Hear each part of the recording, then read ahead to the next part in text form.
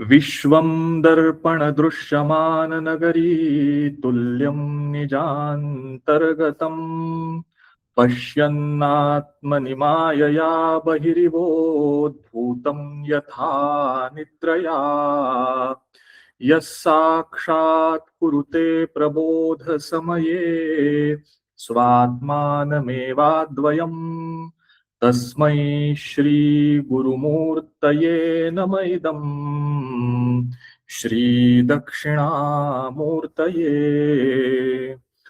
दूर्वादलद्युतितनुं तरुणाब्जनेत्रम् हेमाम्बरं वरविभूषणभूषिताङ्गम् कन्दर्पकोटिकमनीयकिशोरमूर्तिम् पूर्तिं मनोरथभुवां भज जानकीशम्.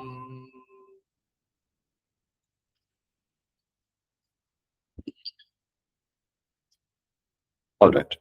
So let me share back my screen again. So yesterday was Hanuman Jayanti. This seems to be an interesting month. We had Ram Navami and then the lecture last time after that. And then immediately following that, Hanuman Jayanti. So just a note on our festivals. Yeah, it's so beautifully arranged. You have the 6-month interregnum. So you've got the Navratri in the month of Chaitra. And after 6 months, you've got the Sharadiya Navratri, which happens before Diwali. I mean, the 9 days before the Shahara. And the period between them is exactly 6 months. So the festive cycle is timed to precision so that, after every 6 months, there's something coming up. The Navratri is also a Devi Puja tradition. But both these Navratris, which is, the worship of the goddess, are pegged with Rama stories. So the Ekata of the Stri and the Purush is also embedded in this tradition. So during the Chaitra Navratri, we have Ram Navami. It ends with Ram Navami and begins with Gudi Padwa. And in the Sharadiya Navratri, of course, in Bengal particularly, or Bihar, you've got the entire Devi Puja. But it ends, or rather the next day is the Shahara, so, which again is associated with the Rama story. And then after that follows Diwali very quickly, which is again associated with all kinds of deities. So again, there is no exclusive festivals dedicated to individual deities without a penumbra of other deities hanging around, so to say. And that's very evident in the Navratri festival. Then, of course, now we'll have Akshaya Tritiya soon in the month of May or later in April. We would, of course, have Shivratri, which is already gone. Then we have Holi. So there is a certain cadence, there's a certain sequence to all these festivities. I thought I'll just bring them up on Hanuman Jayanti. And no Purnima, by the way, is lost on us. All the 12 Purnimas, there's one festival or the other. So the Purnima or the full moon of Chaitra was Hanuman Jayanti. I believe the Adhik Maas is also starting now, no? No, there's no Adhik Maas this year. No? No. Okay. I think it will come probably a couple of years from now or next year. But this year we don't have an Adhik Maas. Okay, so we had completed up to verse number or Doha number 16. And what we were discussing is that now he's slowly entering the characterization or the introduction to all the characters in the Rama story. So we completed up to the Naman or bowing down to King Dasharatha last time. So you can now, as we are moving ahead, clearly identify the blocks. Yeah, there was the Sanskrit invocation with Ganesha, beginning with the Sortha. Of course, the opening invitation or invocation was the Smarta tradition, Vande Vani Vinayaka, Varnanamartha Sanghanam. After the invocation block, we had the invocation of the mortals. After the invocation of the mortals, we had the Vandana of everything and anything. Then we had this block of self-doubt. Shall I not? Will I be able to do it? Will I not be able to do it? Then he emerges out of that self-doubt through the grace of Shiva. And then he's now starting off with the story by introducing all the characters that are very close to Ram. Remember that he's also introduced the characters of all these personalities, which is to say that there is no giving out of the plot. Everyone is assumed to know the Ramayana story, and still everyone is so eager to listen to it again and again, which is quite unique, because normally You read a book and then you don't want to read it again. There are very few books that you want to go back to read a second, third, fourth, nth time.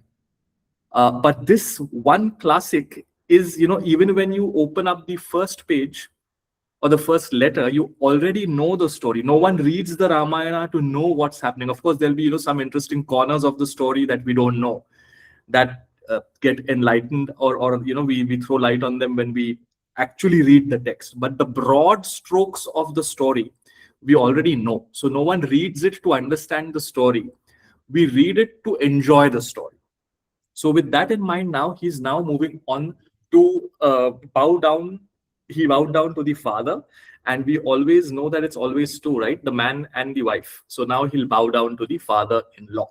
So we begin with the next block now, which is Doha Chaupai, block number 17.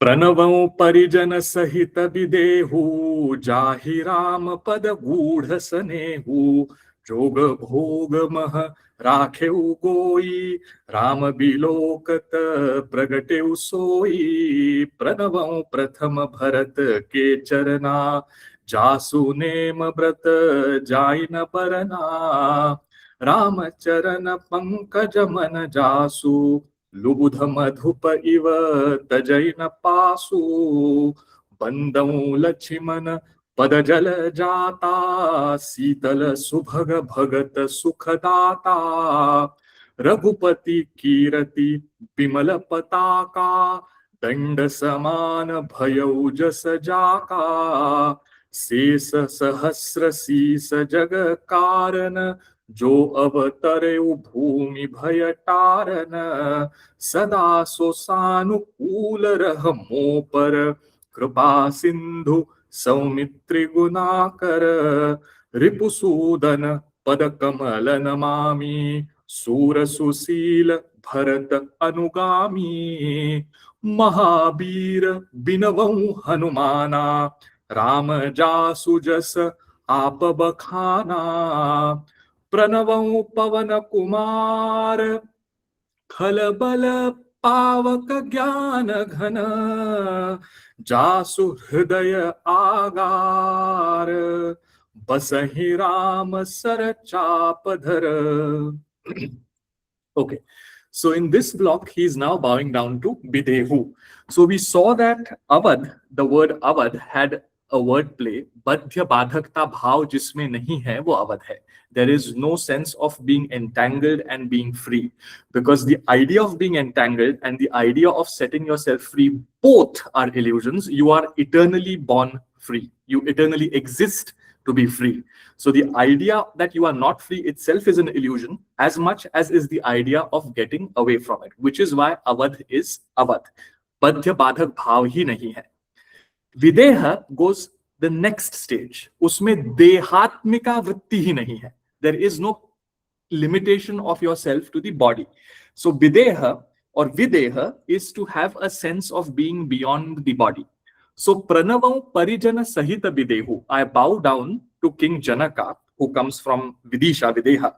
So the king of Vidisha, which is Videha, which is King Janaka, I bow down to him with his entire community. Jahi Ramapada Gudha Sanehu, who is very mysteriously attracted and attached to the feet of Sri Ram. Joga Bhoga Maharakhe Ugoi. Why is it mysterious? Because he's not wearing, the clothes of a sannyasi. He's a reigning king.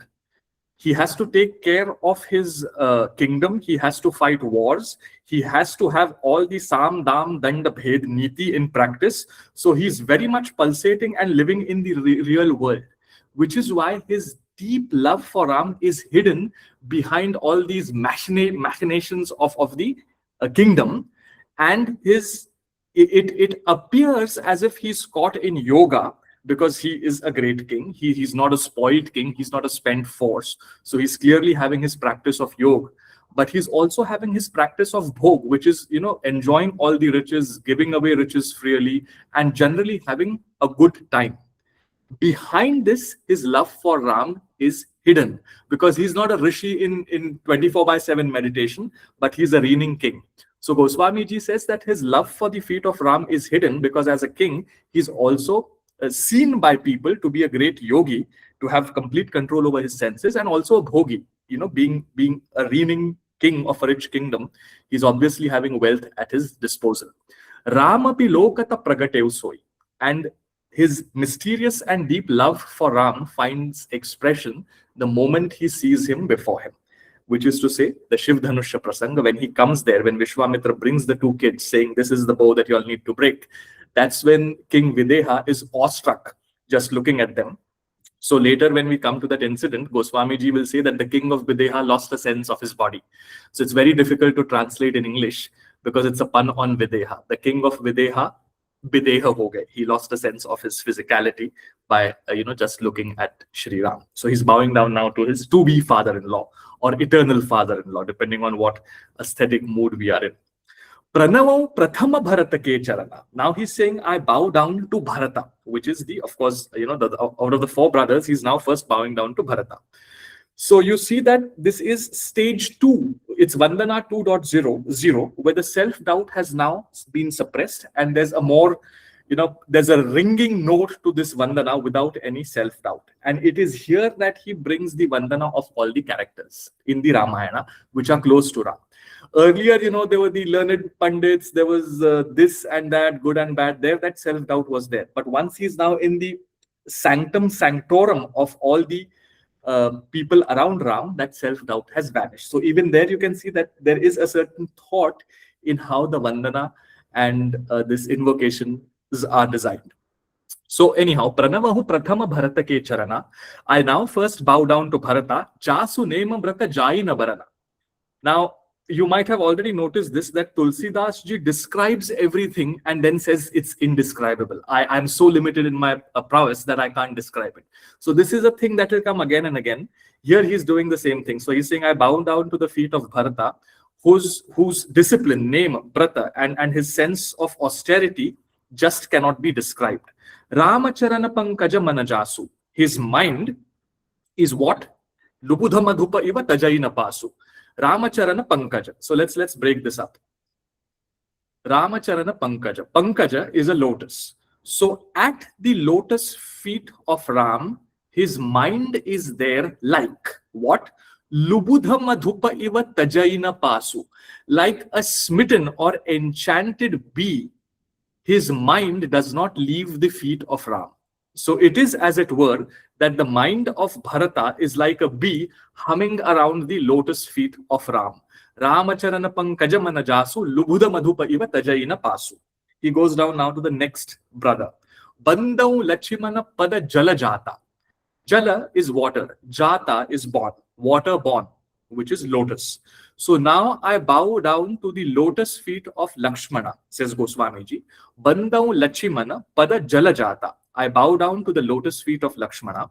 Sitala, which are quietening, which are, giving a certain kind of quiet nurture. Subhaga, they are extremely beautiful. Bhagata Sukhadata, and they give great joy to the bhaktas. Raghupati Kirati Bimala Pataka. So he says that the glories of Ram are like the fluttering flag, which you can see from a long distance. Pataka is the flag. Danda samana bhayauja sajaka. But the flag post on which this pataka is hoisted is Lakshmana. So just imagine what will happen to the flag if you remove the flag post. Yeah. Also, you can see a flag fluttering high in the sky from a very long distance, but you never see the pole until you're at close quarters. So he's saying that the glories of Ram rest on the achievements of Lakshmana.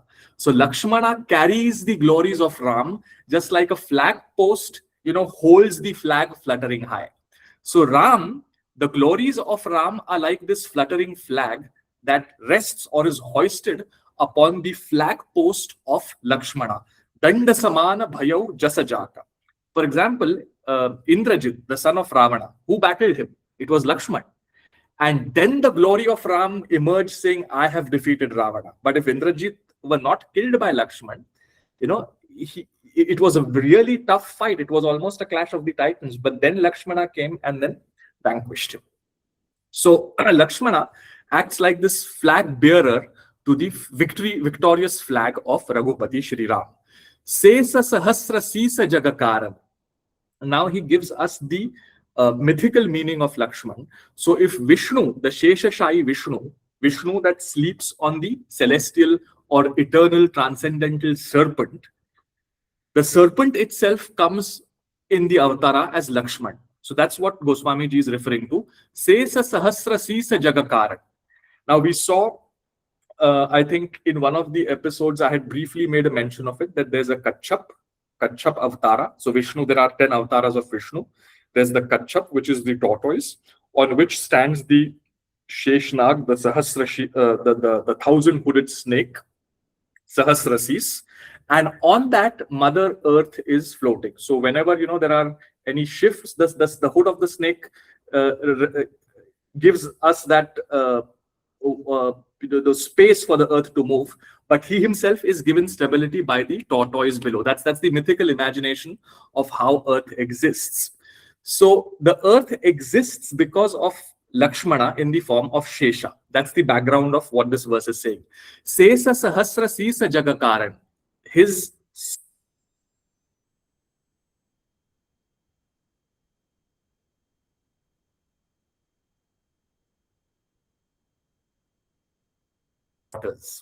Sada so sanu koola rahamopar. I bow down to this Lakshmana that his mercy and grace may shower upon me. Krupa Sindhu, he's an ocean of mercy. Saumitri, son of Sumitra, Gunakara, and a storehouse of all virtues. So this is the bowing down to the second brother. Now the third brother, Ripu Sudan. This is again classic Tulsidas. What is the name of the fourth brother? It is Shatrughna. Shatrughna. But Shatrughna is slightly difficult to pronounce. So Ghna is to kill. Shatru is an enemy. So this is a Bahuvrihi compound. Shatrughna is that one who kills the enemy. Ripu is an enemy. Sudana is to kill. So the difficult word Shatrughna, he transforms into Avadhi into Ripu Sudan. The meaning is the same, very easy to pronounce. So Ripu Sudana Pada Kamala Namami. Now, while he's doing that, lest someone doubt ki inko to Sanskrit aati nahi hai, he doesn't say Bandau, he uses Namami. So again, you see his impish humor. Now, someone might say you're reading too much into the text. It's just, to match the rhyme. Now, I don't buy the argument that Tulsidas had to search a rhyme to match Anugami. His poetic genius could have used Bandau here and formulated something else instead of Anugami. So it's not just a rhyme mechanism. It is to say that while I will use easy Sanskrit words, Namami, instead of, where's Bandau? Bandau, you see here, Bandau. That's the Avadhi form. I bow down to. But the Sanskrit form is Namami. I bow down to. So he uses, chaste Sanskrit here in Avadhi, brings it into Avadhi directly. But for Shatrughna, he uses Ripusudan. So Ripusudana Pada Kamala Namami. I bow down to the lotus feet of Shatrughna. Sura, he's brave, sure. Susila, at the same time, extremely humble and full of character. Bharata Anugami, and he's a follower of Bharata. Now, this is very interesting. Bharat was the one that he bowed down to initially. Pranavam Prathama Bharata Kecharaka. First, I bow down to Bharat, then to Lakshman, and then to Shatrughna. And Shatrughna is a follower of Bharata, and Bharata is a follower of Sri Ram. So, he is a Rāmacaritamānasa.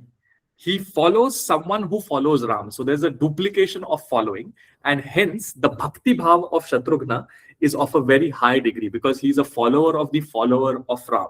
So Sura Susila Bharata Anugami. He follows what his brother Bharata tells him, and Bharata himself follows Sri Ram. So the word used over there is Rama Kinkaranugami, the someone who follows the servant of Ram. Mahabira, and now comes Hanuman. So there are many veers, there are many warriors, great warriors. But Mahavir is, a special term used only for Hanuman. In the Ramayana context, there is no other Mahavir. Mahavir means Hanuman. Of course, in the Jain tradition, you have Bhagwan Mahavir. But in the Ramayana tradition, Mahavir is reserved for Hanuman only. Just as there are many bhashyas, there's Brahma Sutra bhashya, there's this bhashya, that bhashya, but there's only one Mahabhashya, the Patanjal Mahabhashya on the Sutras of Panini. So Maha, the Upadhi, Maha is very specifically used to demonstrate that someone who's the greatest. So the greatest of warriors, Hanuman, Mahabir, Binavau Hanumana, I pray to Hanuman, Rama Jasu Jasa Apa Bakhana, whose victory, Jas, yes, Yash, was described by Shri Ram himself. So here you have Bharata following Shri Ram, you have Shatrughna following Bharata, you have Hanuman, whose glory, however, was described by Shri Ram himself. It doesn't end there. He then says, Pranavau Pavana Kumar, I bow down to the son of the wind, which is Hanuman. Khalabana Pavaka Jnana Ghana. So for the forest of the Khalas, he is like the fire. So this is a reference to the burning of Lanka. So Pavaka is fire. So you see that all the story happenings and all the important incidents are already pegged by Khalabana Pavak. Here he's pegging the idea that Lanka is going to be burned because Sri Hanuman is like the fire that burns the forest of the devils, so to say, or the demons. Jnanagara. But at the same time, he is not, having a bloated chest like a croaking frog. He's very humble and a storehouse of knowledge. So there's valor and there's humility and there's knowledge. So it's a very, very tricky combination to have, which Hanumanji has. Jasur Hudaya Agar, whose heart is a storehouse of what? Basahi Ramasara Chapadhara, where Sri Ram resides with a bow and arrow. So in the heart of Sri Hanuman, Sri Ram resides with a bow and arrow. Pranavaṁ Pavana Kumar Khalabana Pavaka Jnana Ghana Jasur Hudaya Agar Basahi Ramasara Chapadhara. Okay, so that's the Doha block. Rama Jasu Jasa Apabakhana. Where has Ram described the glory of Hanuman with his own words? That incident is in the Sundarkand. We will come to that in a moment. I'll explain where is that incident in which Sri Ram has described the glories of Hanuman. A question. He is bowing down to Bharat. Pranavau Prathama Bharata ke Charana. He is bowing down to the feet of Bharata. Bandau Lachimana Pada Jalajata. He is bowing down to the lotus feet of Lakshman. He is bowing down to Kamala, Pada Kamala, the lotus feet of Shatrughna. So what happened to the lotus feet of Bharata? Why is he just bowing down to the feet of Bharata and the lotus feet of Lakshman and the lotus feet of Shatrughna? Because he goes on in that very verse to say that his mind is like the bee that hovers around the lotus feet of Ram. Now it's a bee. The character of a bee is that it will, flitter hither and thither and go to whatever blossom that comes. So if his own feet were the lotus feet, the feet of his mind would start hovering around his own feet rather than the feet of Ram. So because you have this explanation or this simile here that his mind is like the bee that hovers around the lotus feet of Ram, Goswamiji very tactfully has avoided saying Bharata's feet are lotus feet, because the lotus is somewhere else and the bee of his mind has to reside there, which is to say that he is not smitten by his own achievements. He's not enthralled. He's not proud of his own achievements, but his mind, in spite of his achievements, his austerity, his giving up of this kingdom. I mean, how many qualities of Bharata can you extol? Ram exists because Bharata happened. If Bharata was a brother saying, no, now my brother's in the forest, I'll assert the kingdom, what would happen? So the flag of Ram that flies high, it's because of all these characters. And Bharata still doesn't have lotus feet because his mind hovers around the lotus feet of Ram. So Tulsidas ji has very, very beautifully crafted this. The other explanation given over here by the great commentators is that Pratham, Bharata is shown respect by bowing down Pratham. Vandau Prathama Mahisura Charana. You remember, I bow down to the gods of the earth. Over there also there is no lotus feet, because the first Vandana itself is showing respect. So because there is respect shown to Bharata by bowing down to him first, he then lets go the lotus part and gives the lotus feet to Lakshman and Shatrughna. That's the second explanation. But my favorite explanation is, of course, of the bee. The bee humming around the lotus feet of Ram. Okay, that's the Doha Chaupai block. Any questions? Fairly straightforward verse. Okay, so we now move on to Doha Chaupai block 18. So he's introduced Dashratha and the queens, he's introduced the other side, the in-laws, so to say, Janaka and his entourage. Now he's introducing all the other animals. Kapipati Reach Nisachara Raja Angadadi J keys समाजा बंदों सबके चरण सुहाए अधम शरीर राम जिन्ह पाए रघुपति चरण उपासक जेते खग मृग सुर नर असुर समेते बंदों पद सरोज सब केरे जे बिनु काम राम के चेरे सुख सन कादिक भगतम भगत मुनि नारद जे मुनि बर विज्ञान विसारद प्रणवों सब ही धरनी धरि सीसा करहु कृपा जन जानि मुनीसा जनक सुता जगत जननी जानकी अतिशय प्रिय करुणा निधान की ताके जुग पद कमल मनावं जासु कृपा निर्मल मति पावं पुनि मन बचन कर्म रघुनायक चरण कमल बंदों सब लायक राजीव नयन धरे धनुषायक भगत विपति भंजन सुखदायक गिरा अर्थ जल बीच सम कहियत भिन्न न भिन्न बंदों सीताराम पद जिन्हि परम प्रिय खिन्न. Okay. Kapipati Reach Nisachara Raja. Now I bow down to the king of the Kapis, who is Sugriv. So there's this reference to the battle between Bali and Sugriv. Bali was killed, Sugriva was anointed king. So now he becomes Kapipati, the king of the monkeys. So Kapipati Reach Nisachara Raja. I bow down to Kapipati, which is Sugriva. Reach is the bear, who is Jambavant. So I bow down to Sugriva, Jambavant, Nisachara Raja.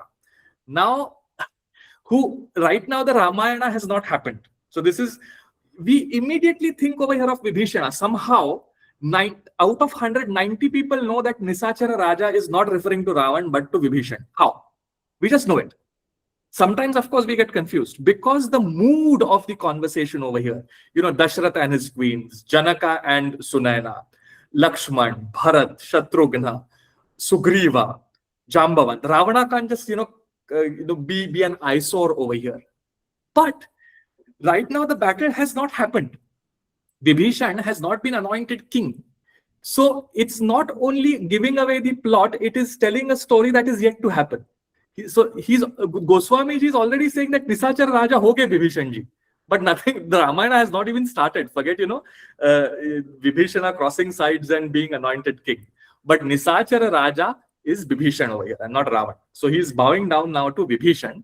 Angadadi. So Angad, Nal, Neel, all the other Vanaras, he's bowing down to. Angad, of course, is the son of Bali. And remember that when Bali died, he had asked for grace for Angad, saying, now I am being killed, but Angad is still alive, who is the nephew of Sugriva. Please guard him. So Ram acted as a guardian of Angada. And there's a beautiful prasanga when all of them go to Ayodhya ji in that travel. Ram puts a flower garland of him on Angada, after which Angada goes back. But it's also signal to Sugriva saying, watch, he is under my protection. You might be the king. You might have a battle with Bali that you have fought and I have killed him, but his son is under my protection. So it's a very, very delicate, interesting story between the love of Angad and Ram. So he's bowing down to Angad, Nal, Neel, all the other Vanaras. Je Kisa Samaja, the community of Vanaras. Kis is monkey. Bandau sabake charana suhai. I bow down to their beautiful feet. Now, monkey's feet, really beautiful. Catching upon everything, scratching the body, removing lice. Removing lice. How do they suddenly become beautiful? It's the feet are beautiful because they are all their, material activities are a function of the body that they have got. But their mind is in the love of Ram, and even their feet become beautiful to Goswamiji. So Bandau Sabake Charana Suhai, not because they're monkeys, but because whatever body they may be, from an ant to an elephant, if it is endowed with the grace of Ram, it becomes beautiful. So which is why he's bowing down to the beautiful feet of the keys, of the monkeys. Adhama Sarir, and he explains that their body is not the best of bodies. It is Adham. It is, it's not a very enabled body, let's say, as of a higher being. Rama Jinhapai. But in spite of that, they have been graced by Shri Ram. So it is also prodding us to say we are endowed with a human body. We have agency. And still we are not doing this, while, in the Ramayana, all these fellows with an Adhama Sharir have also endeavored to get the grace of Shri Ram. Raghupati Charana Upasaka Jete Khagamruga Suranara Asura Samete. So whoever are the worshippers of the lotus feet of Shri Ram, Raghupati Charana, not lotus feet, of the feet of Ram, Khaga is birds. So Jatayu, Garuda. Mruga is animals. All these animals, monkeys, Jambavant, all of them are animals. Sura, the gods. Remember the Sortha Ganesha. The Siddhis of Ganesha, we had done 3 interpretations of that. Are they the Siddhis? They are the Siddhis of him because he remembers Ram. So all the gods like Ganesha, I bow down to. Nara, human beings, all the Vasis of Ayodhya, of Vrindavan, of the great cities, the holy cities, I bow down to. Sura, Nara, Asura, and I also bow down to Asuras. Now, which Asura? Again, it can't be Ravana over here. So it has to be an Asura who, in spite of being an Asura, has a clean mind, is a Bhakta, great Bhakta. But he has already referred to Vibhishan over here. So which Asura is he referring to over here? It is Malyavan. So in this later in the story, one of the Asuras, Malyavan, who's also, I think, is his relative of, so Malyavan is also his relative. He tells him that Ravana, please give away Sita. Do not indulge in this unnecessary fight. So even amongst the Asuras, there are some who see sense.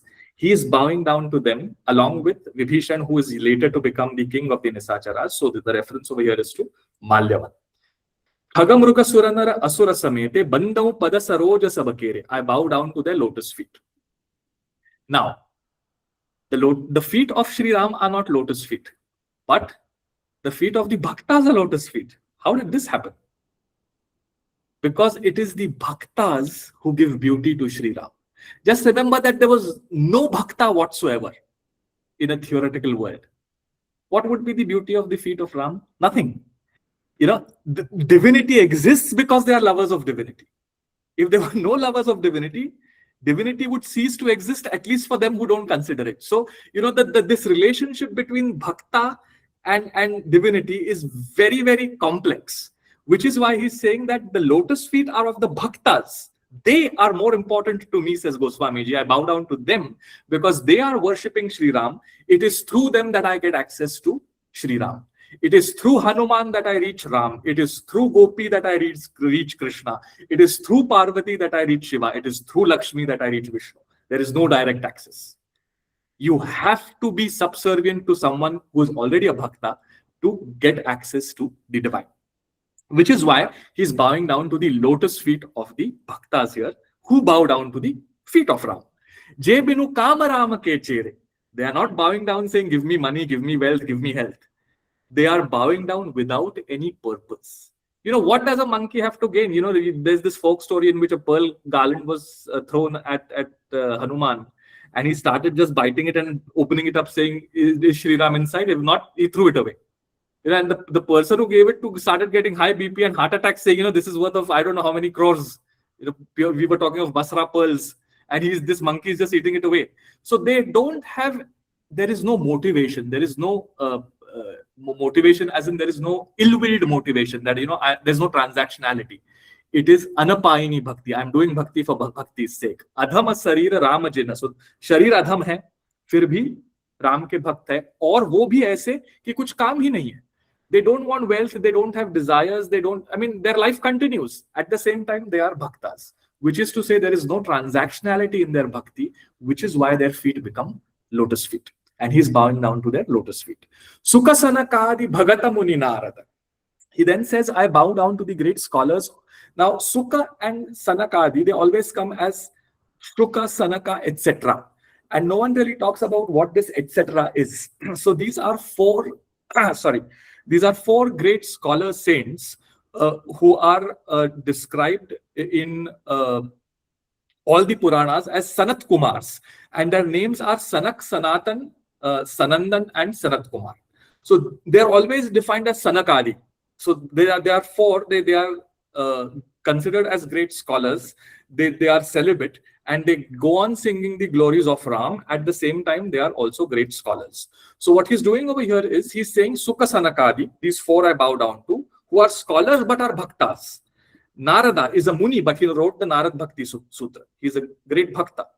So I bow down to Narada and great scholars who are also bhaktas. The Jnana Bhakti Samuchaya that we talked of. Knowledge and bhakti need to coexist. Jay Muni Bara Vigyana Bisarad, who are great Munis, great scholars, great wise men, but are still bhaktas. I bow down to them. Pranavamu Sabahi Dharani Dhari Sisa. And I prostrate before them. Because, to have knowledge is one thing. To be a bhakta is another. But to have both is, very rare. To understand that the two are one. And to do bhakti at the same time, without being blindfolded by it. To love divinity without getting superstitious. It's a walk on the razor's edge. And he bows down to that kind of jnana yukta bhakti or bhakti yukta gyan of Sukha, Sanakadi, Shuka, Sanaka, etc. So I said Shuk is a part of the Sanakadika group. I need to correct myself. Sanakadi are these four rishis that we talked about. And Shuka is the great sage who wrote or who told the story of the Bhagavata. So again, a great scholar but a bhakta. These four celibates, great scholars but bhaktas. Narad, again, a Muni, scholar, ascetic but a bhakta. J. Munibara Vigyana Bisarad, who have reached the highest point of scholarship. I prostrate before them. Karahu Krupajana Jani Munisa, because I know that they are great bhaktas, and hence let them shower their compassion or grace on me. Jana Jani Munisa, because they need to know that I, Goswamiji, is also this little ant in their giant grouping who is trying to write the story of Ram. So please grace me with your knowledge, with your bhakti, so that I can do this. So he's bowing down to scholarship and bhakti again over here. Now, Janakasuta, Sita. He is now bowing down to Sita. Janakasuta Jaga Janani Janaki. Sita, fire ordeal, treatment of her, all the problems that we confront the Ramayana with. And she's Jagajanani. She is the creator of the world. I bow down to Sita, who is the creator of the world. Janakasuta, who's the daughter of Janaka, who is the creator of the world. Jagajanani Janaki. Janaki is clearly Janakasuta. So Janaki, born of Janaka. Atisaya Priya Karuna Nidhanaki, who is the most beloved. Now, with Sri Ram, we don't have a problem because the most beloved is the only beloved. So, who is the most beloved of the sea of compassion, Sri Ram? So, his one and only wife, the creator of the world, the daughter of Janaka, I bow down to, which is Mata Sita. Take Jugapada Kamala Manavo. I bow down to her feet duo. Again, everyone else's feet he is bowing down to, or their lotus feet. But when it comes to Sita, Take Juga Pada Kamalan Manava. So Pada, feet, Kamal, lotus, Juga is a duo, Yuga, Jodi. Tak unke दो पदों को मैं नमन करता हूं, जासु कृपा निरमल मति पाऊं, by whose grace I will get unadulterated intelligence. Intelligence mixed with arrogance becomes adulterated. I know it all. ये क्या सब चल रहा है, इसमें तो कुछ है नहीं, ये सब मम्बो जम्बो की कहानी है. It's an opium of the masses. लगा लो, भूल जाओ दुनिया. You can have that kind of arrogant take on everything that is happening. But he says, my intelligence has been washed of its arrogance by the grace of Sita, and hence I bow down to her feet duo. Why is he bowing down to the, explicitly he's saying that I'm bowing down to the feet duo of Sita, but Everywhere else, it's either the lotus feet or just the feet. See, because Sita is, we talked of Sita ji as Ahladini Shakti, by whose grace we become close to divinity. But she's also Maya, that puts a veil between us and divinity. So she's Maya Shakti and she's also Ahladini Shakti. The power of great joy, but also the machinations of ignorance. Both is Sita. And hence the feet are two. She's Shreyas. She takes us to divinity. But she's also Lakshmi. She takes us also chasing our minds into the transient and letting it forget the transcendental. Hence, 2 feet. So there's Shreyas, Preyas. There's, of course, Ahladini Shakti and Maya Shakti. There's Upasana and Buddhi. We saw that he's bowing down. So one is giving knowledge. The other is giving bhakti, the other feet. Remember that the feet of Ram never give that. It is the feet of Sita that give that. Feet of Ram will never give you knowledge and bhakti. It is Sita. It is Lakshmi. It is Parvati. That motherly, that Amba, that motherly warmth will embrace you and take you to divinity. You have to bow down to the feminine. So it is said that on a very different topic, if you want to access the inner world of Krishna, you have to be a gopi. Male access is barred. So it's a female only party. You could be anyone. You have to take the internal form of a female to access the kingdom of Krishna, which is why Shiva in Vrindavan is Gopeshwar Mahadev. He resides there as a gopi. You have to access the inner kingdom of Krishna as the feminine. There is no direct access, as all your male ego, arrogance, pride, achievements have to be cast aside. And you have to have the flowing warmth of the feminine that resides both in a man and a woman and enter the territory of the divine within us through the feminine. Which is why the feminine is so very important in any Indic tradition. You cannot just have a male form, or you can have an exclusive female form, by the way, as a mother, Mahashakti, Mahalakshmi, who then gives birth to Shiva, Vishnu, and Mahesha. But the reverse rarely happens. So the feminine is extremely important. 2 feet, Upasana Buddhi, Shreyas Preyas, Ahladini Shakti, and Maya Shakti, which is why he bows down to the feet duo of Sita, that is going to give him this grand access to the divine within his heart. Take jugapada kamala manavaun jasu krupa niramala matipao. It is only by her grace that my arrogance will be washed out. She is the mother who will explain to me not this but that, who will keep on cajoling, keep on explaining. She can suffer fools. She's not someone who can't suffer fools. And her grace, I bow down to her so that when it showers upon me, my intelligence has clean access to the divine and is not mutilated by arrogance. Puni mana bachana karma raghunayaka. And finally, he bows down to Sri Ram. So again, access to him is provided through all these steps before. There is no direct Vandana. The opening verse is not the Vandana of Ram. It is Dashrath, his queens, Janaka, his entourage, all the animal kingdom, the brothers, Sita Mata, and then finally Sri Ram. Punimana Bachana Karma Raghunayaka. And again, the trio comes. We have seen this trio earlier also. Mana, thoughts, Bachana, words, and Karma, deeds. Through all these 3 faculties, I then finally bow down to Sri Ram, whose divine form has been opened up to me by the grace of Sita in the earlier Chopai. Charana Kamala Bandau Sabalayaka. And now again, his lotus feet. No duo, lotus feet. I bow down to his lotus feet, which is all-powerful, omnipresent, omniscient, all-powerful. Rajivanayana, whose eyes are like that of a lotus. Dhare Dhanusayaka, who's holding a bow and arrow. So he's not all soft and charming. He's also full of valor. So the eyes are beautiful, but he's holding a bow and arrow. Bhagata Bibati Bhanjana Sukhadayaka. He's a giver of joy.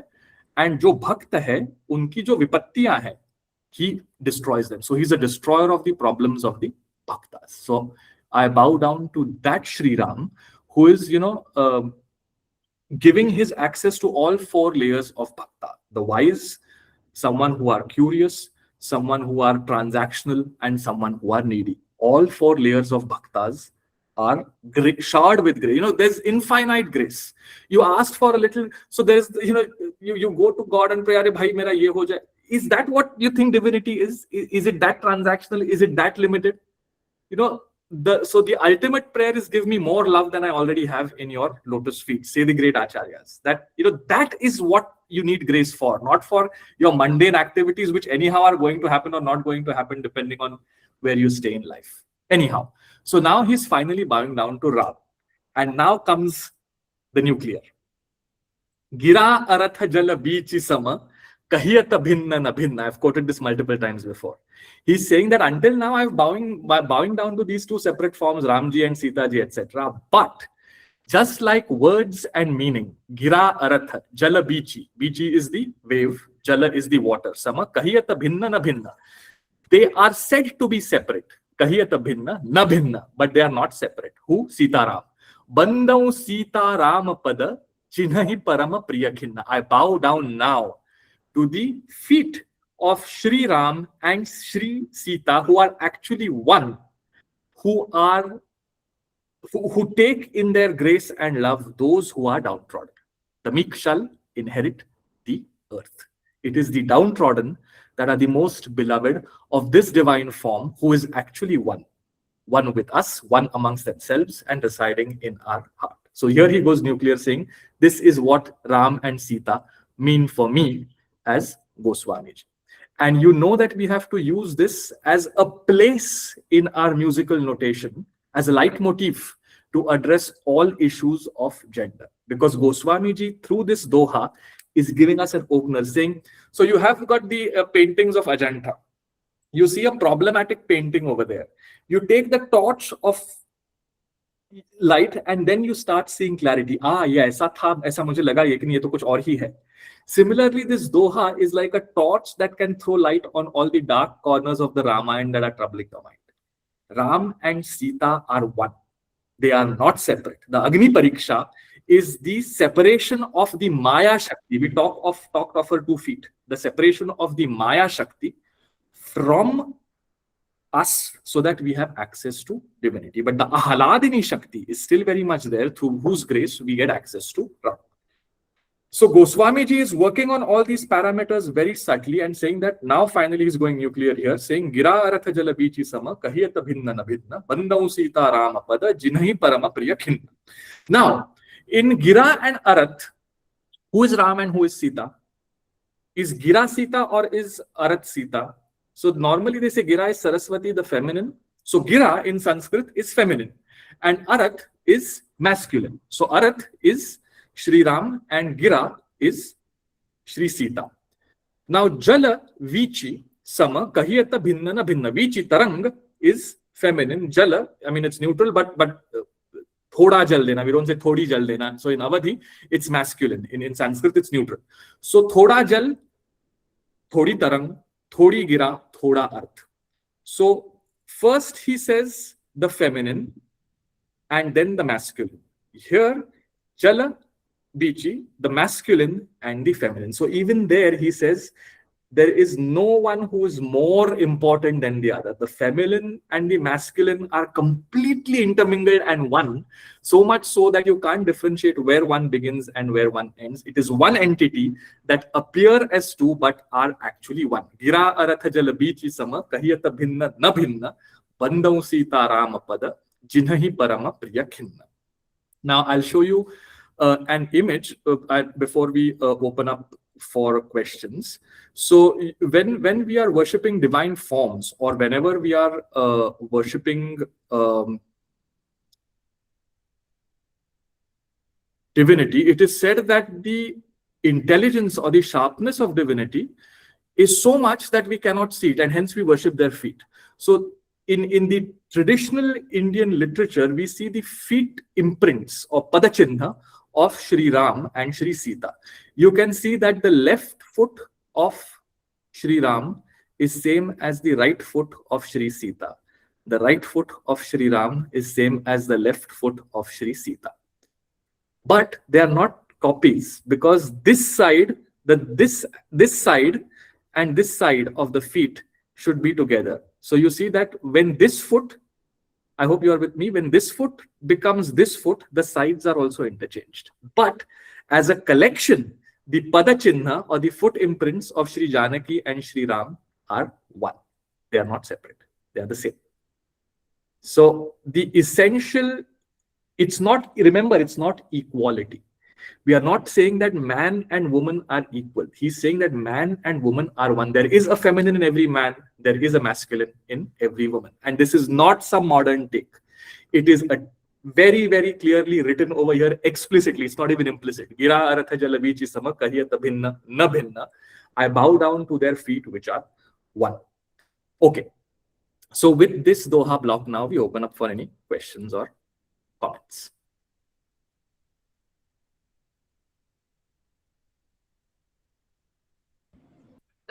I have a question. Yeah. Can you elaborate a bit? I'm so sorry. Can you elaborate a bit on this idea of what you said, that the Agni Pariksha was the separation of the Maya Shakti from the divine Shakti? That's a very powerful idea. So see, if you want to have access to the divine, you cannot be caught in the trappings of what you take to be real. You need to understand that there is this whole relativization of reality and the separation of Maya, to understand that all this transient nature of things that we see is Maya. To separate her out is the only way to gain access to divinity. And that separation of Sita from Ram is the separation of her Maya Shakti, not the Ahaladini Shakti, which is actually her grace and intelligence.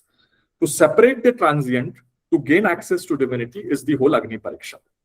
And this, please remember, this is not a modern take. This is not trying to reread the text to make it comfortable to us. This is very much the traditional interpretation from the time of the Adhyatma Ramayana, which Tulsidas ji brought into the Avadhi through the Rāmacaritamānasa. Thank you, Santosh. Santosh, no, I'm just trying to understand. When you said this is the separation, when you're saying the Agni Pariksha, which always, we all have questions about what was that, but you're saying a separation of the Maya from what? From divinity. Because our access to divinity is blocked by Maya. We are caught in the trappings of Maya. So you have to let go of Maya to get access to divinity. Oh, very interesting. Okay, thank you. I got it. But then in the Sundar Kand, I mean, there is a beautiful verse over there in which Sita is talking of how much she misses Ram, and Ram is talking of how much he misses Sita. And Ram and Sita, they keep thinking that, I have no company over here in which I can share this intimate loss or viraha. You cannot share something which is intimate with some colleague or friend, because it is a loss of the most intimate partnership that they are facing, Sri Ram and Sita. So they say that our mind is someone that we can talk to about this, because the mind is one man's best friend. But I cannot even discuss this with my mind, because my mind itself resides in the heart of the other. So with whom do I discuss my loss? That's the kind of pain of separation that they are suffering. We will come to those passages in the Kishkitha Kand much later. But so what is Goswamiji trying to do over here is he's trying to prepare our mind to access the Ramayana. Now let's just reflect upon this. We don't have to answer this. We started talking about the Manas as a group about 2 months ago. Is our approach, our way of looking at the text exactly the same as it was on day one? Maybe for some it has deteriorated, saying, this is not what I was expecting.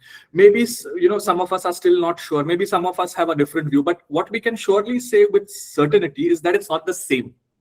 So he's preparing our mind to have access. He's trying to brush off, as to give a very crude example, as bathrooms are brushed off all the dirt. He's brushing off our mind of all the confusion and dirt that is existing in it, to give us access to what it actually means, what it is to access the story. Now, I'm not writing an apology for all the gender issues that exist in society. Don't get me wrong. I'm not writing an apology for that at all. Yes, there are interpretations which are taken literally that lead to a lot of problem in society, but societal problems is not what we are trying to address over here. Our exercise is to understand what Goswamiji is writing. And Goswamiji is clearly saying that the two of them are one. Okay, any other question? Just a comment on that. I think it's also, in a sense, preparing us that, whilst all the drama will unfold, the oneness of these is actually what you need to keep in mind, even when she kind of comes out of the fire. And actually later on, as you would know, that the Atri and Anasu actually teach her how to go into the fire, and only the Chaya Sita emerges and so on. So I think that's a separation which you mentioned between the ultimate Sita and I mean, the Parabrahma Swarupini as opposed to the Maya Swarup. Absolutely. But that's true for the Valmiki. Tulsidas ji, here he says the two are one. And I'm giving away the plot because, I mean, I'm just following Goswamiji. There's no secrets to be hidden. Sita herself is Maya Sita. So the Sita stolen by Ravana is not the real Sita in the Rāmacaritamānasa. It's a Maya Sita anyhow. The real Sita is residing in fire, which is why the fire ordeal has to be done in Lanka to get the real Sita out. Now, this is not there in the Valmiki Ramayana, but Goswamiji puts a spin on that also, saying that the real Sita and Ram kind of plot together. Sita hides herself, a Maya or a duplicate Sita is created, and it's the duplicate Sita that is stolen by Ravana. And to get the original Sita out, there's a fire ordeal that happens in Lanka. The second fire ordeal that happens in Ayodhya, in the Valmiki Ramayana, is not there in the Rāmacaritamānasa. There's only one fire ordeal. The second fire ordeal where Sita says, I'm done with you and I'm going, that is not part of the Rāmacaritamānasa. Yeah. Okay. I think, Ruby, you had also raised your hand before. I saw that hand going up. No, it was by mistake, Santosh. Okay. All right. So if there are no further questions now, we get into the next section. So I'm sure some of you all were probably getting, at least I was when I read the Manas for the first time, let me be honest about it, that when is this Vandana going to end? I mean, can we just get done with it and move on?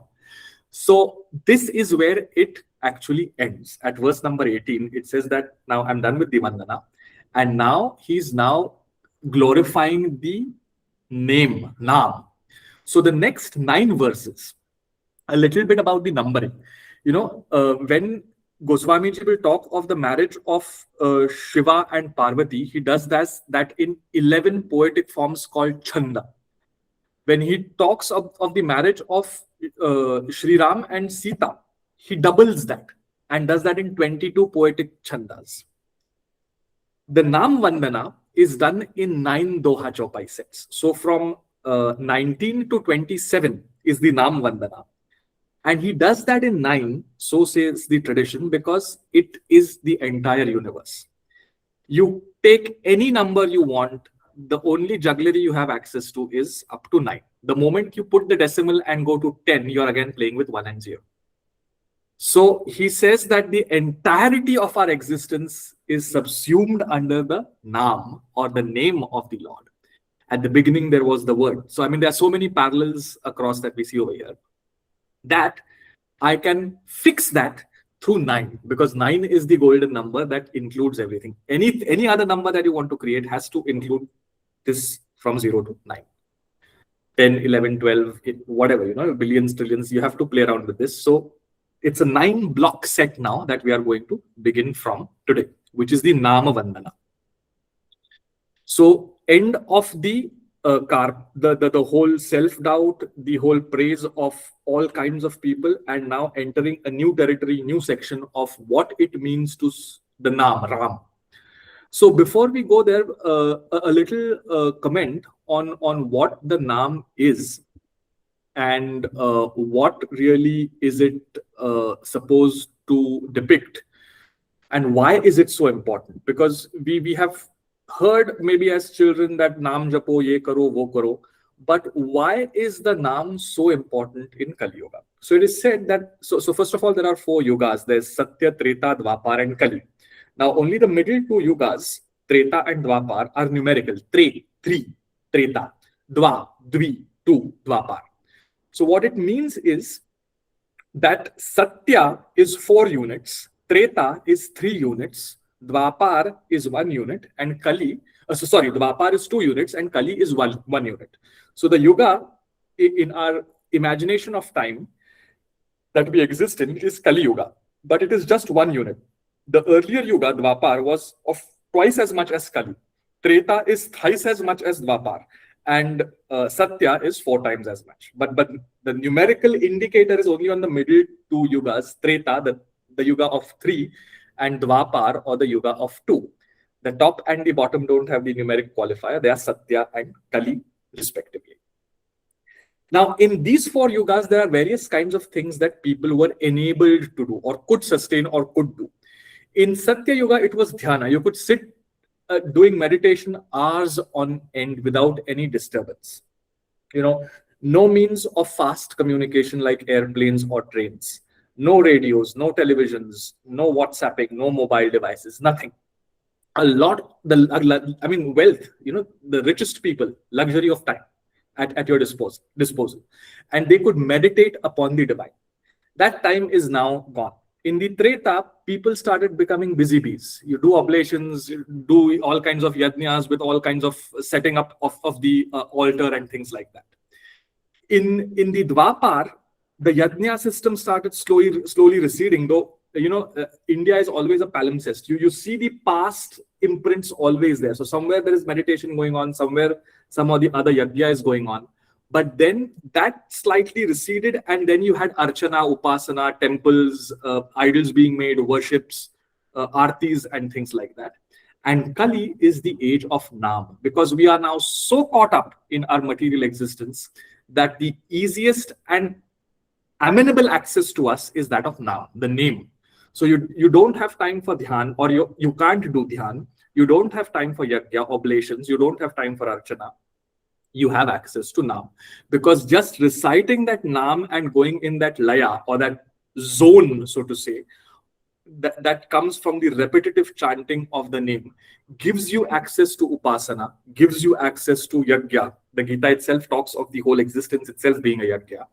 And then you also get into a meditative poise. So the Nam in the Kali gives you access to all 3 modes of worship in the earlier the yugas. That's the framing of the importance of Nam as context, which is why Goswamiji is giving so much importance to the Nam Vandana in the next 9 Doha Chaupai blocks. And we'll begin with that now. So Doha number 19 to Doha number 27, Nam Vandana. बंदौ नाम राम रघुबर को हेतु कृसानु Bhanu him कर को विधि हरि हरमय वेद प्राण सो अगुण अनुपम गुण निधान सो महामंत्र जोई जपत महेशु काशी मुकुति हेतु उपदेशु महिमा जासु जान गण राउ प्रथम पूजियत नाम प्रभाऊ जान आदि कवि नाम प्रतापु भयउ शुद्ध करी उलटा जापू सहस नाम सम सुनि शिव बानी जपि जेई पिय संग भवानी हर से हेतु हेरि हर ही को किय भूषणती को नाम प्रभाव जान शिवनी को कालकूट फल दीन अमी को बरसारि तुर रघुपति भगति तुलसी साली सुदास राम नाम बर बरन जुग सावन भादव मास. Okay. Bandau Nama Rama Raghubarako. I now bow down to the name of Ram. So in the sequencing, Dasharatha, Janaka, the in-laws are given more importance than the biological father. Very interesting. Dasharatha, Janaka, the brothers, the monkeys, then Shri Sita, then Shri Ram, the most important, the 2 of them together. And now after that, the most important, because we fall short of words, is the Nam. So he does not introduce the importance of the Naam before. He does all this sequencing, says Ram and Sita are one as the pinnacle of the Vandana. And then he moves on to that hidden glory, which is the Naam. So after bowing down to the duo, Ram and Sita as one, he says, Bandau Naam Rama Raghubarko. I bow down to the name of Shri Ram. So he's already answered the question, why Ram and not why Sita Ram, or why Sita Ram? And you can, have the name as Siya Ram, Sita Ram, Ram, whatever. It doesn't matter, because anyhow, Sita or Sita, like if you're a Krishna worshipper, you'd say Radha, Radha, Radha. It doesn't matter. Where is Krishna? They are one. It doesn't really matter. So with that contextualization, he's now saying, I bow down to the name of Ram. Hetu Krusanu Bhanu Himakarako. What's happening? He's the cause of Krusanu, which is fire, Bhanu, which is the sun, and Himakar, which is the moon. Complete tangent. What happened? See, all the energies that exist in the world, think of a source that comes outside these three. Electricity, coal, water, nuclear. Where are you getting all these energies from? It is the hidden source of energy, which is, fire is hidden in wood, as they traditionally say, which is fire. The primordial source of energy, which is the sun, and the reflected source of energy, which is the moon. So I bow down to that Ram, who is accessible through the name, who is the cause of all energies in the world, which are accessible through fire, the sun, and the moon. Is Goswamiji going on a complete tangent here? Do we have, some textual reference that says, that's what he's referring to? So as I think I've said in one of our earlier chats, he introduces some concepts that are deep down in our tradition without we ever knowing that this is what Goswamiji is referring to. So let's see where this references to the fire, the moon, and the sun come from. Let me just share the right slide, because I've got so many slides that it's always, So Bandau Nama Rama Raghuvarako Hetu Krusanu Bhanu Himakarako. So we saw what Krusan is fire, Bhanu is the sun, and Himakar is the moon. Bhagavad Gita, chapter 5, verse 12. Yadadityagatam tejo jagad bhasayate khilam yachandramasi yachagnau tattejo vidhimamakam. This is a direct translation of the verse from the Bhagavad Gita that the sun, fire, and moon are me, O Arjuna, says Krishna. You have the Purusha Sukta, in which Chandrama manaso jatash chaksho suryo ajayata mukhadindrashchagnischa pranavad pranavad vayu rajayata. So what he's basically saying in the Purusha Sukta is that this Virat Purush, from his mind, the moon came out. From his eye, the sun came out. And Indra and Agni came out from his mouth, and Vayu from his breath. Hetu Krusanu Bhanu Himakarko. So he's embedded the Purush Sukta.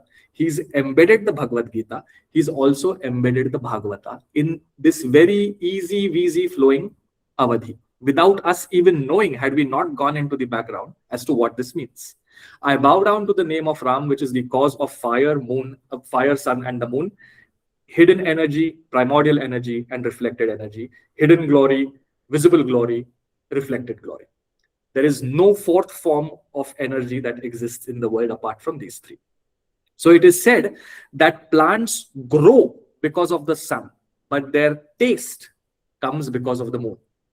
So if you have no moonlight shining on plants, they'll have no taste. You'll have very big potatoes and gingers and fruit of all kinds, but the taste in them, the sweetness in them is the moon. I mean, it's the poetic idea, but these three are taken to be the main sources of energy.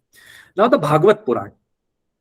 Rhutpundarikamantastham urdhvanalamadho mukham Dhyatvorddhamukhamunnidram ashtapatram sakarnikam karnikayam nyaset surya somagni nuttarottaram vahni madhye smare drupam mamaita dhyana mangalam.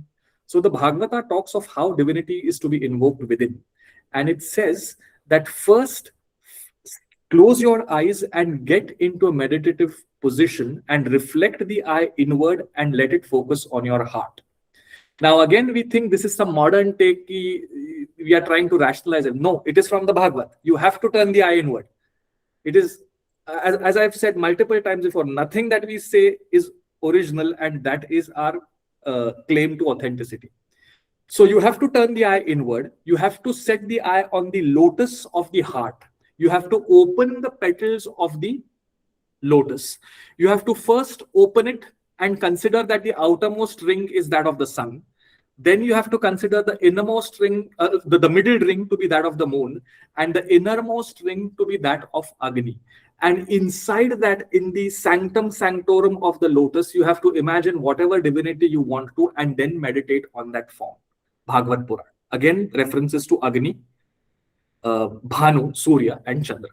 So he's combining what the Bhagavad, the Gita, and the Purusha Sukta is saying in Hetu Krusanu Bhanu Himakaraku. Just imagine the democratization that Goswamiji is doing. And no sense is lost. There is no dilution of anything. It is talking of sublime divinity, because he's not saying Ram is this. He's saying the Naam is this. So he's talking of a sublime divinity already. He's introducing this in the Naam Vandana, not in the Ram Vandana. He's saying that the Naam resides as the cause of Krusanu, Bhanu, and Himakar. What does this mean? All very fine. I mean, okay, he's read all this, but what does it mean? So one meaning we already talked of as hidden energy, primordial energy, and reflected energy. Okay, Lord. See, what is our access? So it is also talking of devatas here, which is another concept. So we have got the Virat form, and we've got our little bodily form, and they map one-on-one with each other. In that, the eye is related to the sun, the mind is related to the moon, and the vak, speech, is related to Agni, because this is fire power. The ability to talk needs a fire, a sublime fire in the body through which you can do this vocalization. So again, the eye related to the sun, the mind related to the moon, and speech related to fire. So what Goswamiji is saying is that you take the whole world outside you through the eye. Yeah. You close your eyes and internalize it through the mind. After that is taken in, digested, then vocalize it through the mouth, through the power of Agni, as Ram, Ram, Ram, through which all your worldly troubles dissolve, because then you see things in a different light. Which is why you have this Bandau Nama Rama Raghuvarako Hetu Kursanu Bhanu Himakarako. It's not some random verse. It is talking of a deep meaning, saying take the externality through the eye, process it through the mind, and vocalize it through the name. Because that's the only way you can take care of your worldly worries. Worldly worries are not going to go away even if you have divine access. You have to keep them away from you through the watchguard of the Naam. And that is done through the power of Agni in the mouth, the power of the moon in the mind, and the power of the sun in the eye. And I have access to that cause that causes these three, so I have nothing to worry. That cause is the name. Okay. Slightly tricky chaupai to understand without really knowing what context Goswamiji is building up over here. Okay. So Bandau Nama Rama Raghubarako Hetu Kursanu Bhanu Himakarako Vidhi Hari Haramaya Veda Pranasu. So the Naam is full, Vidhi Hari Haramaya is full of Vidhi, Brahmadev, which is Brahma, the creator, Hari, the sustainer, and Hara, the destroyer. Veda Pranaso, it is the breath of the Vedas. So in the Upanishadic tradition, we say that everything is Omkara. In the Ramayana tradition, everything is Ram. So the concepts over there in which everything is broken down into Om, or not broken down, everything is subsumed into the Om. In the Ramayana tradition, everything is subsumed into Ram. So don't think of this as some kind of superstitious metaphorical concept. No, it is saying that Ram, that word acts as a peg for us to keep on reminding ourselves through vocalization, telling the mind everything is transient that you see through the eye, process it and understand it in its true light. So all the four states of existence, the waking, the dream, the sleep, and the blissful, are all embodied in the word Ram, just as in the Upanishadic tradition, they are embodied in the word Om. So Vidhi Hari Haramaya Veda Prana, so they are the very breadth of the Vedas. So this is one meaning of it. What's the second meaning of it? You might have met in your life many people who are very ritualistic. Aaj ye yag hai, kal wo puja hai, they are completely leading a life which is full of rituals. But something is amiss because the essence of the ritual, the self-transformation that has to happen through it is not happening. So they treat all these rituals as a tick in the box without that divine really touching their hearts. Because the breadth of that ritual, which is divine grace, is not shining through.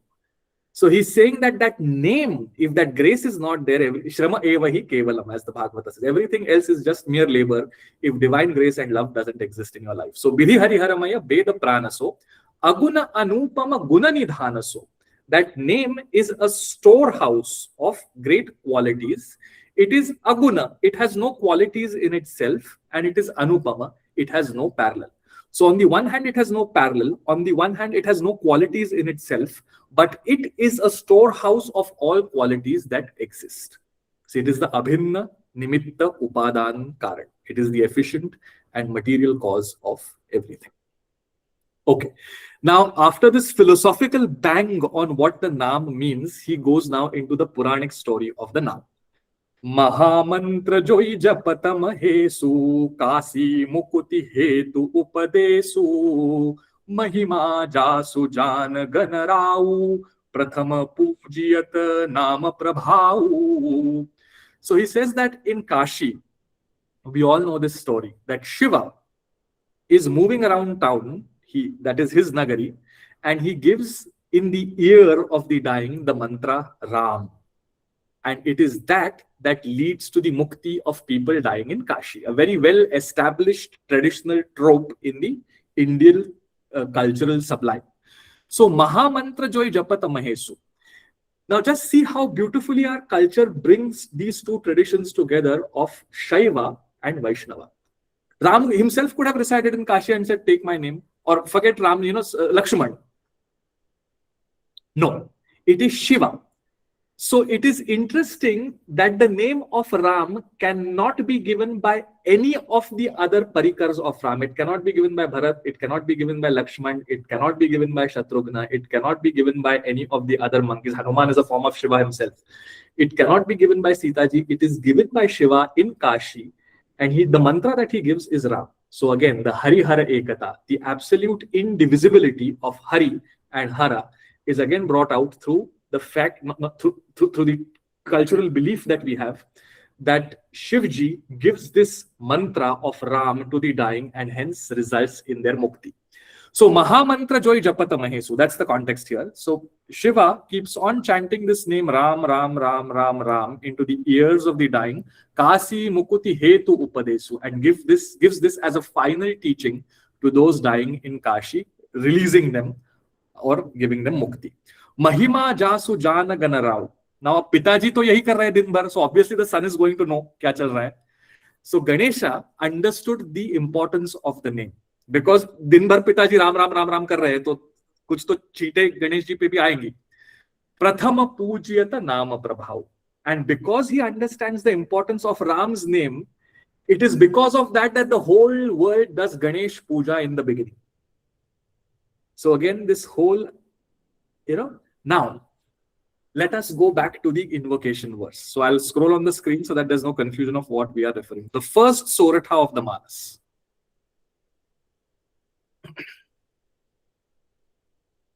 We saw that the Manas is like these lotuses that are rising. The Dohas and the Chopais are lotuses. The leaves are the Chopais. And the garlands woven from these lotuses of sorthas and dohas are the chandas that come in between. So far, we have had access only to one chanda, which we recited 2 sessions back. Now, we just saw that because Ganeshji understands the importance of the name that his father keeps repeating, Ram, Ram, Ram, he is worshipped in the beginning of any puja, anything that you do, any good thing that you start, because he is auspicious. Let's go back and see how this is related to the opening sortha.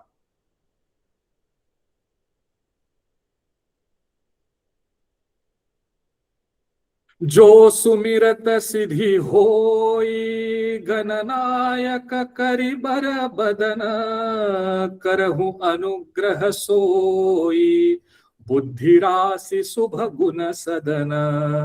He is a storehouse who, let's say, interpretation 1, Ganesha, of Subha, auspiciousness, guna, qualities. Karahu anugraha soi, let him, Ganesha, grace us. Because remembering him, Ganesha, Jo Sumirata Siddhi Hoi, all Siddhis are attained. He is Gananayak, he is the leader of the Ganas, and Karibara Badana, he has the face of an elephant. Now, if you read this in conjunction with the Chaupai that we just read, what is the verse? Jo Sumirata Siddhi Hoi. Because Ganesha remembers Shri Ram. Ganesh ji remembers Shri Ram, and hence he becomes all powerful. Jo Sumirata Siddhi Hoi, Gananayaka Karibara Badana, Karav Anugraha Soi. Let him that Ganesha worships grace us, who is the storehouse of all good qualities, which is Shri Ram. So is this a Vandana to Ganesh or is this a Vandana to Shri Ram? It's both. So the solution to this sortha is in the Chaupai that we read now. You never know how these things are interlinked and what solution you will find where, which conundrum will get resolved somewhere else. Anyhow, so this is how the Manas is structured. You just need to unfold it properly and relish it slowly to understand how these things operate. So Ganesha, seeing his father take this name throughout the day and night, giving mukti, understood the importance of the name, and hence it is because of the importance of the name that we worship Ganesha in the beginning. Prathama Pujyata Nama Prabhav. Okay. Jana Adi Kabi Nama Pratapu. We have covered this story when we saw the story of Valmiki, that he got caught in the company of the forest thieves. Then the rishis, the Saptarshis came. They told him to go back and ask his wife and children if they are going to be a party to his crimes. They said no, nothing doing. His eyes suddenly opened. They graced him with Ram Nam. He could not recite even that. So they said, Ulta Japo, Mara, Mara, Mara, Mara, Mara. Now, what does this Ulta Japo mean? So there are so many layers, So there is this whole yogic idea of the word linked to inhalation and exhalation. So it is said, your inhalation is Ra and your exhalation is Ma. Now, if we say start doing Ram, you just can't. But if you say exhale Ma, Ra, Ma, you can begin with Ma. So in the yogic belief, it is said that you normally start something with an exhalation, which is Ma, and inhalation is Ra. That's the context of that Ulta Japu. But this reference is to Valmiki. So Jana Adi Kavi, the primordial or the original Kavi, Valmiki, knew the power of the name because he became pure even by chanting the name the other way around. Mara, Mara, Mara, Mara, Mara. We have seen that story. Let's not delve into that again. Sahasa Nama Sama Suni Sivabani. Shivji said that this name, Ram, is like 1,000 names of any other god. Now remember that there's no competitive spirituality. It is not to say that your divinity is better than mine, because all divinities are one. So there's no competitive spirituality over here. It is basically saying that whatever Ishta you have, it has the same power of anyone else's Ishta. Live and let live. Sarvadeva Namaskara Keshavam Pratigachati. Everything ultimately goes to the same divinity. But what is the reference that he is making to? Sahas, taking 1,000 names will lead you to the same fruit as the name of Ram. This is a reference to Ram Raksha. Ram Rameti Rameti Rame Rame Manorame Sahasranama Tattulyam Ramanama Varadani. So this is a verse from the Rāmaraksha Stotra, that 1,000 names of anyone else is equivalent to one name of Ram. Say that, oh beautiful one, oh Rama, that you will get to know this. And this is the reference to that not Sahasranam, to Rāmaraksha Stotra, which we last time referred to as, every other kid in Maharashtra is made to mug that up. So that Sahasanama Sama Suni Sivavani. So Shiva told Parvati, you don't have to go here and there reciting 1,000 names. Just say Ram and it will give you that power. Jappi Jai Piya Sanga Bhavani. And so Parvati took to it and started reciting that name together with the husband. What a beautiful picture. Sita and Parvati completely taken in by each other's love, sitting next to each other and reciting Ram, Ram, Ram to each other. Jappi Jai Piya Sanga Bhavani. She's not doing it alone. So the man tells her and she's saying Ram, Ram, Ram. No, she's doing it together with Shivji. Both of them are saying Ram, Ram, Ram. Jappi Jai Piya Sanga Bhavani. Harase he tu heri harahi ko. And now, because Hara is Shivji, Heri is Herna, Pehchanna. Harase he tu heri harahi ko. Heart, he is heart. So he, her, heri, hetu. Identifying the love for the name in her heart, Shiva, Kiya Bhusanatiya Bhusanati ko, made her his wife, who herself was the most prominent among women. Bhusan is prominence. Kiya Bhusanatiya, Tiya is three. He made this lady his own ornament, which is to say that his glories got glorified by her being on his side. Kiya Bhushanatiya. Shivji ने उस स्त्री को अपना भूषण बना लिया, जो स्त्री स्वयं एक भूषण थी. क्यों? क्योंकि उनके हृदय में राम नाम था. हरसे हेतु हेरि हरहि को किया भूषण दिया भूषण ती को. नाम प्रभाव जान शिवनी को कालकूट फलु दीन अमी को. We have done the Samudra Manthana story in great detail because I said that the reference to that will keep coming again and again and again. Another reference to that. Because Shivji understood the importance of the word Ram, he drank the poison of Kalakuta in the Samudra Manthan, held it in his throat, and as an antidote to that poison being held in the throat, he kept on reciting Ram, Ram, Ram. And because of that, Kalakuta phalu dina amiko. That Kalakut poison gave him the same fruit as Ami or Amrut, ambrosia, would give. So you have this very fair body, Karpura Gaur Shiva, with a Nilakant, that's his other name, one with a blue neck because of the poison. But nothing happens because Ram is residing in his throat, and that gives him the fruit. That poison acts as if it were ambrosia. Again, complete unity of Hari and Hara. No difference between Shiva and Ram. Kalakuta phala dina amiko. And now he tops it up with another beautiful metaphor. Barasa ritu raghupati bhagati. भक्ति क्या है? वर्षा ऋतु है. वर्षा के 4 मास है, उसमें ये चारों मास भक्ति है. All the 4 months of the monsoon are like bhakti. Tulasi Sali Sudas. Tulsidas ji says that Sali, which is the seeds that you put in the earth, are Sudas. Those who are the bhaktas are the seeds, or those who are the servants of divinity, those who are on the search of the divine, are the seeds that you strew in a land that is fertile by the rains. So it's not napik, it's supik. You are going to get, it's not barren land, it's fertile land, because the seeds that you sow in that fertile land are the seeds of the bhaktas, and the rains are the bhakti. The 4 months of rains are bhakti. Barasha ritu raghupati bhagati, Tulasi says Tulsidas, the seeds are the sudas, the bhaktas. Rama nama barana juga, this duo, Ra and Ma, Ra, Ma, Ra, Ma. This duo of the name are like Savana Bhado Mas, are like Shravan and Bhadrapad, the 2 months that lash the rains and bhakti starts flowing profusely. So, all 4 months are bhakti, but the 2 prime months where it rains and everything is Suphalam Sujalam, Sasya Shamalam, everything is green and fertile, is in those 2 months of Shravan and Bhadrapad, Savana Bhado Mas, because they are like Ram, the Ra and Ma. The Rakar and the Makar are like the Savan and the Bhado Mas. that give in a plenty. So you just say Rama and it, we fall short of words to depict the power of the monsoon. It completely changes the land. It makes it green.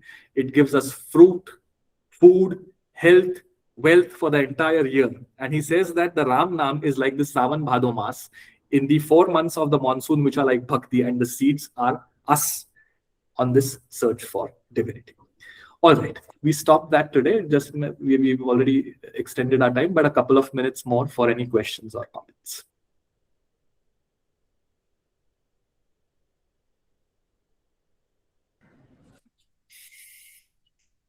No questions other than just joy. It's very beautiful. I agree. It's so poetic, and I really, I feel like I'm transported to another world, which is strangely familiar, but I'm so not, deeply into it, and it's quite an interesting feeling for me. It's really unusual. I haven't ever experienced anything like this. It's very special. It's so Santosh, poetic when and they romantic. recite, No. sorry, I was going to say, when they recite all this, would they actually be explaining it the way you're explaining it, or they expect it to percolate, or kabhi kabhi aata hai, kabhi kabhi nahi? It's like, I'm just wondering, because the people are ordinary people listening to it, and none of us would be able to get all the references, etc. So is it meant to just be like, jhalaks that you get once in a while, or do they have people actually breaking it down? In a way, it's more exciting when it's just jhalaks and it slowly starts seeping into you, and then you have these little light bulb moments. I'm asking if that's the case. It's both. See, if you go to any traditional kathakar who's studied the text and who's read the commentaries, he'll always give you background stories. He will never just rush through it. He will always tell you, okay, this is from the Gita, this is from the Purusha Sukta, what we did today. But the listener will get, as you rightly said, the jhalak. Now, the thing is, to be able to get that jhalak, you need to not know a lot of things that are being said. So a lot of things are being said. You don't fully get them as someone who's not had access to those texts. But if that was completely cut out, you will never get the jhalak. So the idea is that you keep on saying these things again and again and again, but you never know what will hit whom when. So the katha is always full of this canvas, and you would get that jhalak by not knowing many of the things that are being said. But if they are not said at all, you will never get the jhalak. So traditional kathakars would do that. Modern kathakars would not do that. They would just recite, they would do the parayan. But like if you go to Ayodhya or Varanasi, where you have very old kathakars, and that breed is dying out fast. Very few people are taking that tradition ahead. They will elaborate on like this one chopai, they'll go on for the whole session. They'll give this quote, that quote. And the idea is that you keep on, barraging people. It's like that monsoon that you shower on them, and whatever few droplets fall, the rest flows away. But it's the setting of it's like an impressionist painting. You don't really know what exactly is being painted, but the whole thing emerges as something beautiful. So you're absolutely right. You need not know everything. Because the moment you start trying to capture everything, it is lost. The idea is that you listen, not know, and get the jhalak. But without that explanation, the jhalak will not come. I don't know whether that answers your question. So true. I mean, actually, it makes a lot of sense, right? I mean, I just love the visual of the impressionist painting. And also, as you said, without that, jhalak will not come. But over-analyzing, overthink also kills it. Yeah. You know what I mean? So, yes, absolutely. Yeah. Yeah. So there has to be jnana and bhakti that go hand in hand. Now, particularly for this word, hetu, krusanu, bhanu, himakarako, it's very difficult to know why moon, why fire, why not water, So you have to elaborate it a bit. Or you just let it go, saying he's like the cause of the moon. So you don't say anything at all.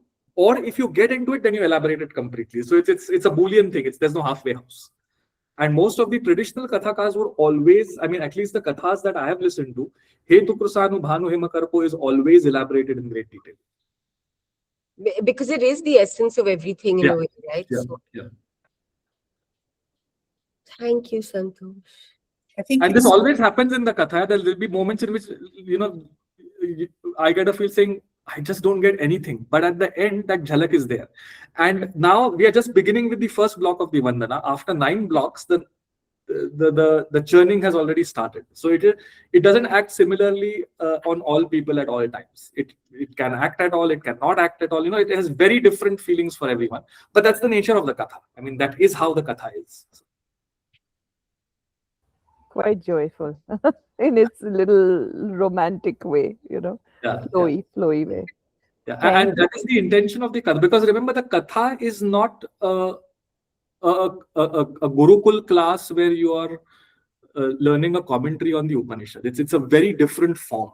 But at the same time, both are giving the same message. It is not as if one is telling it in a diluted form and the other is telling it in a strengthened form. Both are giving the same message. It is just that the format is different, the audience is different, the way in which it is accessed is different. But both are doing the same thing. And it also can be entertainment. The kathas are like bit like playing in the shallows and then going into the deep, Yeah. and then you can just go on enjoying the depth of it as well. So the stories are there, but then there's so much depth, and Yeah. it's so inviting and so amritmaya. And I mean, we've not even gone into the bija mantras, like what does ra, ma, the bija mantras of fire, sun, and moon. But that is a different territory altogether. So My God, so there are like multiple layers to it. multiple. Yeah. I think My from God. what I have learned is that the sun and the moon are the mind and the intellect, and the fire is the agya chakra, which actually then ignites the gyan. Pingla, and Sushumna, the 3 nadis also. The Chandra nadi, Surya nadi, and then the fire that goes in. Right, exactly. Yeah. So there's so many layers to it, and you cannot explain all of them in one go. You have to, say, okay, this is something that I do, and this is something that I'll leave out. So, And on one level, that- it's pure entertainment as well. As children, we grew up watching the Ram Leela. Yeah. That also had its own kind of like impact. Yeah. impact. And now, as you get older, you want to kind of like go deeper. Yeah. And I love the layers because, as you rightly said, there's the Sushumna. So, and then you see art, all our art, our miniatures, and like you showed those feet. I always wondered what this was, right? I mean, like Ram, Sita's feet, and they are kind of, together, but I mean, it's just mind-boggling. It's mind-boggling, and also nature. Like I've just been up to the Himalayas, and everything is named after something from the scriptures. And I'm just like, "Ye kya ho raha hai?" It's like a kind of lived, embodied reality. I was like getting tears in my eyes throughout because you're seeing the forms that are actually, those stories come from that. Then you hear the scriptures. So there's so many levels at which it all works. And it comes alive like that, right? When you see it Really in does. real. Yeah. I think it's like something extraordinary. That's the whole point of embodied tradition. What you learn in class, what you eat in the kitchen, what you do in school, what you see outside, they are all interlinked. Absolutely. Anyhow, all right. So we'll close with our closing prayer. And Yatra yatra Raghunath Kirtanam Tatra Tatra Krutamastakāṇḍalim Vāshpavari Paripurnalochanam Marutim Namatarakshasantakam.